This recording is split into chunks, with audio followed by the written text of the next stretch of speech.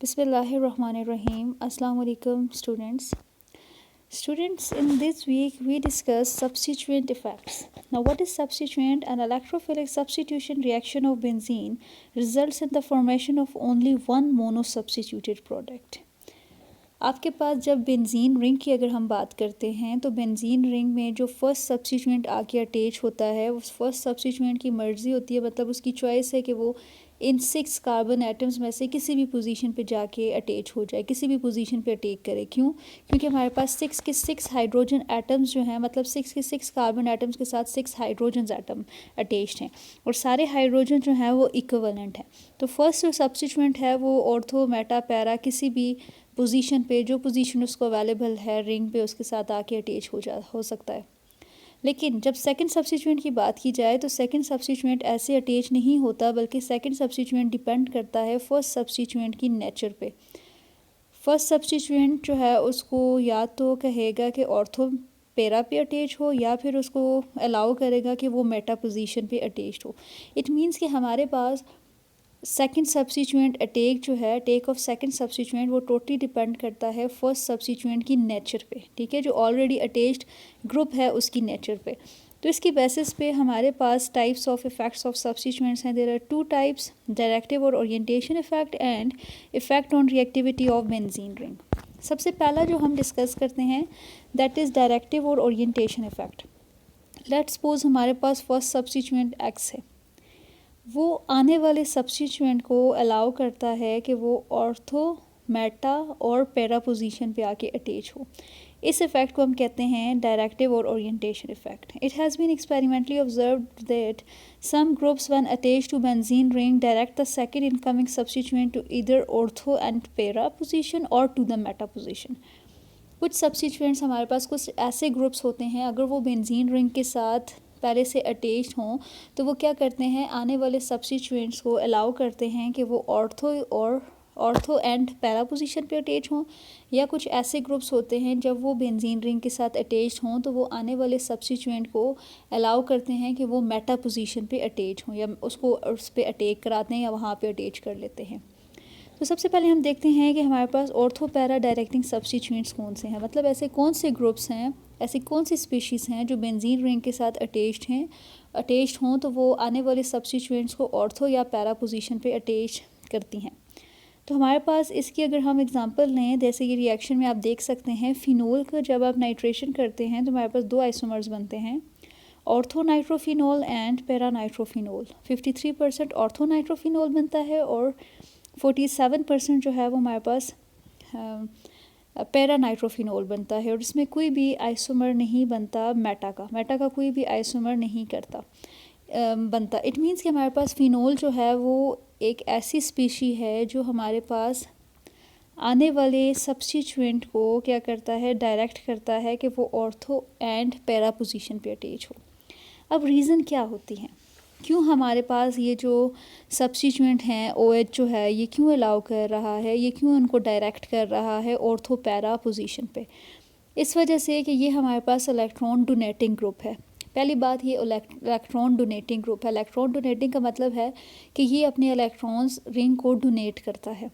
तो ऐसी स्पीशीज़ जो इलेक्ट्रॉन डोनेटिंग हों और वो हमारे पास अगर बेंजीन रिंग के साथ अटैच्ड हों तो वो आने वाली स्पीशी को क्या करेंगी, उनको डायरेक्ट करेंगी कि वो ऑर्थो एंड पैरा पोजीशन पे अटैच हों। ऐसी स्पीशीज़ को हम कहते हैं ऑर्थो पैरा डायरेक्टिंग स्पीशीज़। कि अगर ये बेंजीन रिंग के साथ अटैच्ड हैं तो इट मीन्स कि आने वाली स्पीशी जो है या तो वो ऑर्थो पोजीशन पे अटैच होगी या फिर पैरा पे। तो हमारे पास इसको आगे फर्दर 2 पॉइंट्स में एक्सप्लेन किया गया है। Number 1, charge distribution. अगर आप देखें तो हमारे पास फिनोल में जो ऑक्सीजन है, ऑक्सीजन अपने इलेक्ट्रॉन्स डोनेट करता है, कार्बन और ऑक्सीजन के दरमियान में डबल बॉन्ड बन जाते हैं, रिंग को डोनेट करता है। As a result negative charge बनता है। इस नेगेटिव चार्ज को स्टेबलाइज करने के लिए ये बॉन्ड शिफ्ट हो जाता है इस कार्बन पे। एज अ रिजल्ट इस कार्बन पे नेगेटिव चार्ज आ जाता है, फिर इस कार्बन के नेगेटिव चार्ज को स्टेबलाइज करने के लिए ये बॉन्ड शिफ्ट होता है। एज अ रिज़ल्ट इस पे हमारे पास नेगेटिव चार्ज आ जाता है। फिर ये नेगेटिव चार्ज जो है इसको स्टेबलाइज करता है फिनोल का ऑक्सीजन, और एज अ रिज़ल्ट वो ही हमारे पास कंपाउंड बनता है जो हमारे पास स्टार्ट में होता है। जस्ट क्या डिफरेंस होता है कि जो बॉन्ड की पोजीशंस हैं वो चेंज हो जाती हैं, जो पाई इलेक्ट्रॉन्स की पोजीशंस हैं वो हमारे पास क्या हो जाती हैं, चेंज हो जाती हैं। तो अंदर जो है मतलब रेजोनेंस हो जाती है।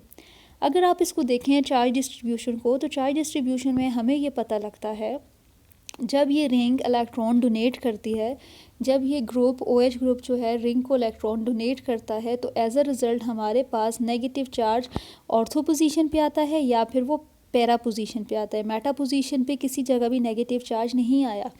और नेगेटिव चार्ज हमें क्या इंडिकेट करता है, नेगेटिव चार्ज हमें बताता है इलेक्ट्रॉन रिच, मतलब कि कौन सा सेंटर इलेक्ट्रॉन रिच है। तो हमने देखा कि हमारे पास जो इलेक्ट्रॉन रिच जो सेंटर बनता है वो ऑर्थो बनता है और पैरा बनता है। तो इट मीन्स कि ऑर्थो और पैरा पे इलेक्ट्रॉन ज़्यादा हैं तो वो जाके किसी इलेक्ट्रोफाइल पे अटैक करेंगे।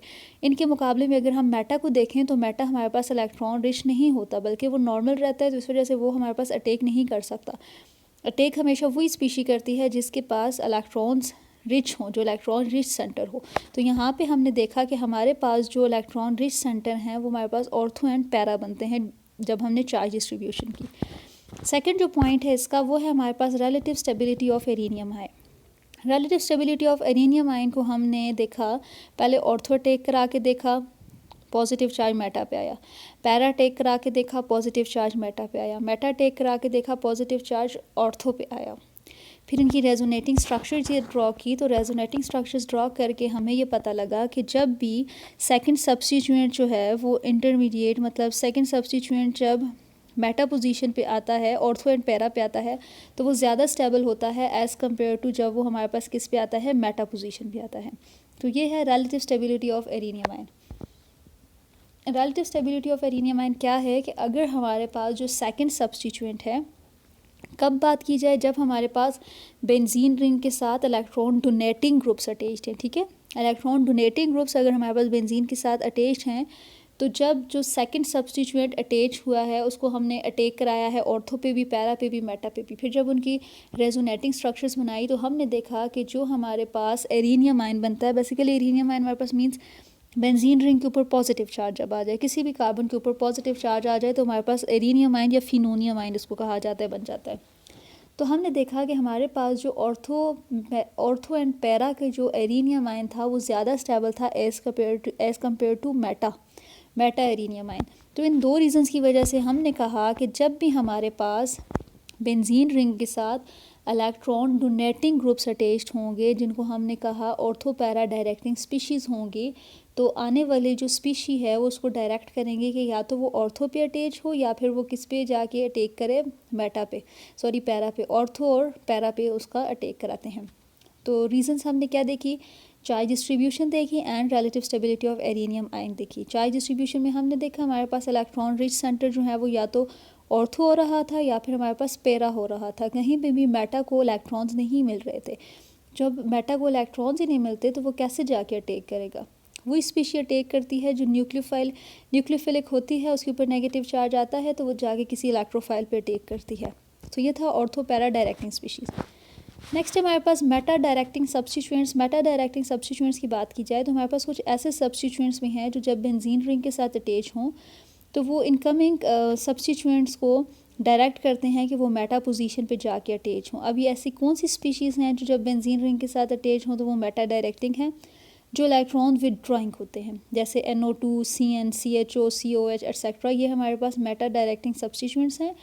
ये इलेक्ट्रॉन विदड्रॉइंग है, जब ये हमारे पास बेंजीन रिंग के साथ अटैच होते हैं तो ये बेंजीन रिंग से इलेक्ट्रॉन्स लेते हैं। जब ये बेंजीन रिंग से इलेक्ट्रॉन लेते हैं तो इनकी रेजोनेटिंग स्ट्रक्चर से हमें पता लगा कि हमारे पास पॉजिटिव चार्ज ऑर्थो और पैरा पे पॉजिटिव चार्ज आ जाता है, मेटा पे नहीं आता। मींस ये हमारे पास ऑर्थो और पैरा को इलेक्ट्रॉन डेफिशिएंट कर देते हैं। इनके मुकाबले में मेटा जो है वो इलेक्ट्रॉन डेफिशिएंट नहीं रहता, तो तब हमारे पास मेटा जो है वो फिर भी अटैक कर सकता है। तो ये रीज़न है कि हमारे पास जो है मेटा पोजीशन पे आके सब्स्टिट्यूएंट अटैच होता है। और सेकंड रीज़न इसकी क्या है कि जो हमारे पास एरेनियम आयन बनता है इसका वो मेटा पोजीशन पे ज़्यादा स्टेबल होता है as compare to ortho and para. अब इसमें मेटा पोजीशन पे क्यों स्टेबल होता है, क्योंकि इसके ऊपर जो सब्स्टिट्यूएंट ऑलरेडी प्रेजेंट जो सब्स्टिट्यूएंट है वो इलेक्ट्रॉन विदड्रॉइंग है, वो बेंजीन से इलेक्ट्रॉन विदड्रॉ करता है। जब विदड्रॉ करता है तो as a result meta position जो है ऑर्थो एंड पैरा पोजीशन जो है वो इलेक्ट्रॉन डेफिशिएंट हो जाती हैं। तो उनके मुकाबले में मेटा जो है वो इलेक्ट्रॉन कंप्लीट, उसके इलेक्ट्रॉन्स कंप्लीट होते हैं। सेकंड जो इफेक्ट है वो है effect of substituent on the reactivity of benzene ring. अगर इसको देखा जाए तो हमारे पास दो तरह की सब्स्टिट्यूएंट्स होते हैं, एक को कहा जाता है रिंग एक्टिवेटर्स और एक होते हैं रिंग डीएक्टिवेटर्स। जो हमारे पास इलेक्ट्रॉन डोनेटिंग ग्रुप्स होते हैं, दीज आर रिंग एक्टिवेटर्स।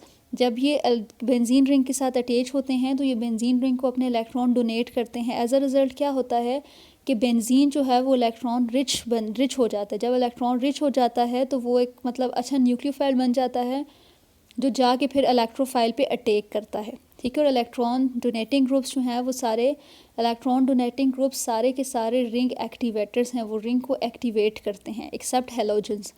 क्यों? हेलोजेंस जो हैं वो ऑर्थोपैरा डायरेक्टिंग स्पीशीज़ हैं लेकिन वो रिंग डीएक्टिवेटर्स हैं। रीज़न क्या है? क्योंकि जब हेलोजन बेंजीन रिंग के साथ अटैच हो जाता है तो ड्यू टू इंडक्टिव इफेक्ट के हेलोजेंस जो हैं वो हाईली इलेक्ट्रोनेगेटिव होते हैं एज़ कम्पेयर टू बेंजीन, तो वो बेंजीन को इलेक्ट्रॉन देने के बजाय लेना स्टार्ट कर देते हैं। तो ये रीज़न है कि हमारे पास जो हेलोजेंस हैं although they are ortho para directing species but they are ring डीएक्टिवेटर्स।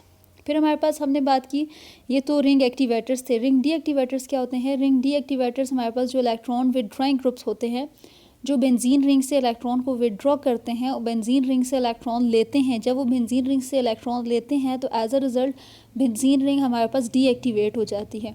Deactivate का मतलब है कि बेंजीन रिंग इलेक्ट्रॉन डेफिशिएंट हो जाती है। जब वो डेफिशिएंट हो जाती है तो उसका जो अटैकिंग पावर होती है वो कम हो जाती है as compare to benzene ring itself, क्योंकि उसके ऊपर पॉजिटिव चार्ज आ गया है। तो हमारे पास बेंजीन रिंग की अपनी जो पावर होती है उससे भी पावर जो है वो कम हो जाती है। तो ये थे हमारे पास effect of substituent on the reactivity of the ring.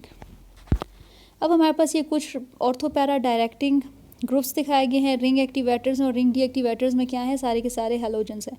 और मेटा डायरेक्टिंग जो है वो सारे रिंग डीएक्टिवेटर्स ही होते हैं, रिंग एक्टिवेटर्स नहीं होते। तो ये था हमारा टॉपिक, बहुत इंपॉर्टेंट टॉपिक था, that is substituent effect. Substituent effect में हमने देखा कि हमारे पास कुछ ऑर्थोपैरा डायरेक्टिंग स्पीशीज़ होती हैं, कुछ मेटा डायरेक्टिंग होती हैं।